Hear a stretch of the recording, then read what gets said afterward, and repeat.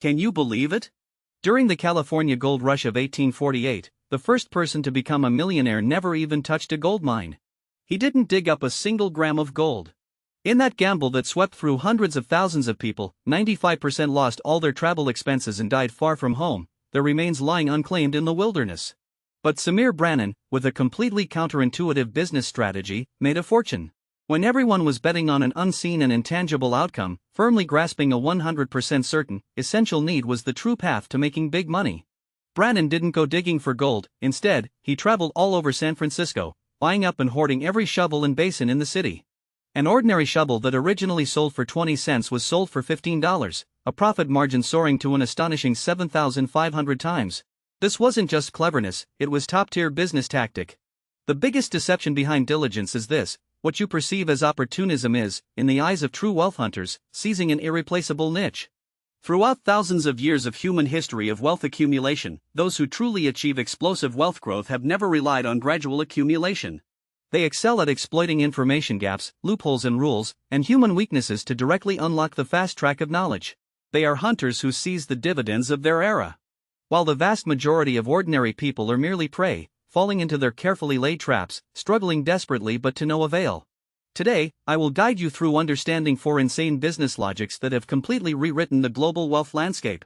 This is not merely dusty history, but a cognitive trap quietly unfolding around us right now.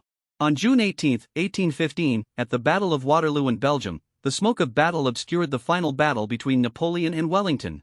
The entire London Stock Exchange was gripped by extreme panic. This was a crucial gamble that would determine the fate of Britain for the next 2 centuries. If Britain were to lose, its national debt would instantly become worthless. If Britain won, government bonds would become a machine for rampant money printing. At that time, even the fastest official ships would take several days to cross the English Channel. But in a quiet corner of the stock exchange, Nathan Rothschild leaned against a pillar, his eyes calm and expressionless. His secret messengers, a flock of professionally trained carrier pigeons, had delivered news of the Allied victory to him hours earlier. In that instant, he possessed the world's most valuable asset: a time difference in information. Then, he made a move that stunned everyone. He began frantically selling British government bonds. Panic spread like wildfire throughout the exchange. Everyone was screaming, "Britain has lost. Rothschild is fleeing for his life." Bond prices plummeted. Just as the bonds were practically worthless, Rothschild, using countless anonymous agents, swept up every last bit of stock on the market like a black hole. A day later, official battle reports finally reached London, and the entire city erupted in jubilation, causing government bond prices to skyrocket.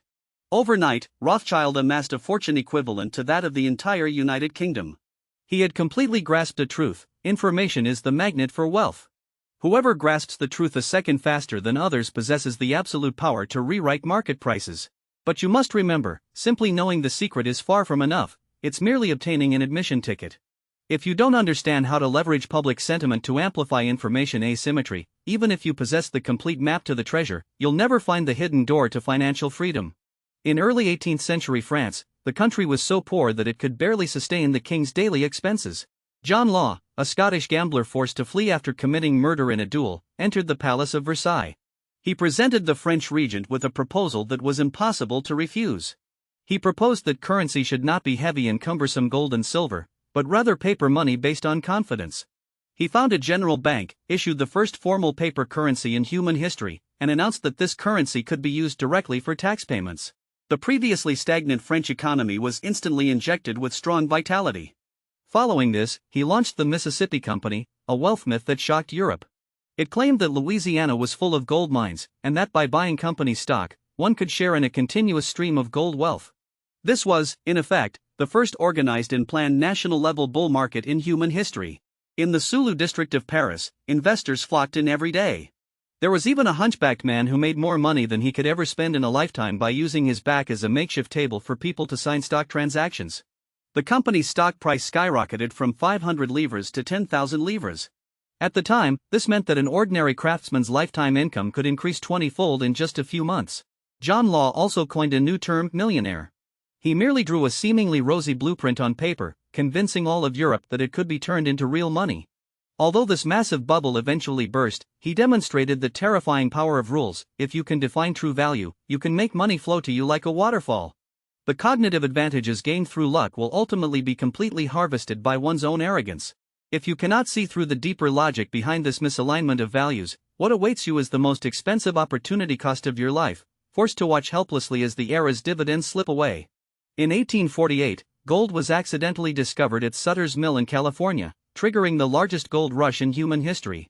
Hundreds of thousands sold all their possessions, boarding dilapidated ships that could sink at any moment, and traveled halfway around the world to dig for gold. But the final statistics were incredibly cruel. 95% of them didn't even earn enough to return home. They became piles of bones, forgotten in the wilderness. But there was one exception among them, Samir Brannan. He never bent down to dig for a single gram of gold. When he heard the news of the gold discovery, instead of keeping it a secret, he ran all over town buying every shovel, basin, and gold-sifting tool imaginable. Then, carrying a bottle of gold dust, he frantically shouted in the streets, "Gold! A huge amount of gold has been discovered at Sutter's Mill." When countless frenzied gold prospectors flocked to the mining area, they were horrified to discover that all the mining tools on the market were in Brannan's hands. Shovels that originally sold for 20 cents were being sold by him for $15, a profit margin of 7,500 times. He didn't just sell mining tools, he also tightly controlled the surrounding grocery stores and land resources. He understood, when everyone is scrambling for an uncertain target, a definite, essential need is the most stable source of profit. He didn't gamble on fleeting luck, he only served as an indispensable basic service provider in the entire gold rush ecosystem. This unconventional way of making money allowed him to become California's first millionaire without ever touching a gold mine. Once you truly grasp this precise business logic of harvesting profits, you've already left 99.9% of your blind competitors behind. But the most ironic thing is, when you run fast enough, you'll find all your competitors are frantically sprinting in the same direction, a dead end that's already impossible to squeeze into. If you ask who the richest person in human history is, Rockefeller will always be an unavoidable name. In the mid-19th century, the oil extraction industry was a chaotic, red ocean market. Everyone was frantically drilling wells to extract oil, causing oil prices to plummet to below water prices. Everyone thought that digging more oil meant making more money. Rockefeller coldly observed these frenzied gamblers. He knew perfectly well that how much oil was extracted was irrelevant, what mattered was who handled the oil to generate profit. He didn't participate in the vicious competition of upstream extraction, instead, he concentrated all his resources on acquiring downstream refineries. Even more ruthless, he completely controlled oil transportation pipelines and railway lines. He signed exclusive kickback agreements with railroad giants, tightly controlling the transportation link/process. Oil extracted by competitors simply couldn't be transported and rotted in the wells. Rockefeller was like building an unavoidable dam on the entire oil river. He controlled the most critical and fatal node in the entire industry. In just 10 years, he reaped 90% of the U.S. oil market share. He wasn't doing ordinary business, he was setting the rules for the entire oil ecosystem. When he turned all his competitors into components of his system, the flow of wealth no longer depended on who worked harder, but on the control valves he set. This is the true power of dimensional dominance. The highest level of wealth accumulation never involves personally participating in inefficient, cutthroat competition. After reviewing these 4 classic historical wealth cases, you'll see a brutally honest consensus. Wealth is never a byproduct of hard work. It's the result of information lag, rule premiums, and ecosystem positioning. The Rothschilds won because of their information advantage. John Law won with his financial thinking of constructing rules from scratch.